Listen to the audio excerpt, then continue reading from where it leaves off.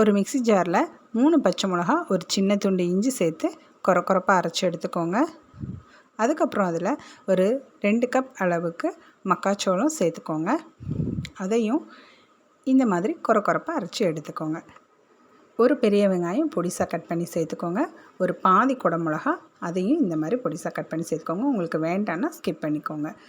கைப்பிடி அளவுக்கு கொத்தமல்லி தழை, தேவையான அளவுக்கு உப்பு, 2 டீஸ்பூன் அளவுக்கு கடலை மாவு, ஒரு 1/2 டீஸ்பூன் மிளகுத்தூள், உங்களுக்கு ஒரு 1/2 கப் அளவுக்கு அரிசி மாவு தேவைப்படும். கொஞ்சத்தை இப்போ சேர்த்துக்கோங்க. அதுக்கப்புறம் தேவைப்பட்டால் பாதி அரிசி மாவையும் சேர்த்துக்கோங்க. 1/2 டீஸ்பூன் அளவுக்கு ஜீரகப்பொடியும் சேர்த்துட்டு நல்லா மிக்ஸ் பண்ணிக்கோங்க. இந்த மாதிரி கைட்ட மசால் வடை தட்டுற மாதிரி நல்லா தட்டி நல்ல மிதமான சூட்டில் பொரித்து எடுத்துக்கோங்க.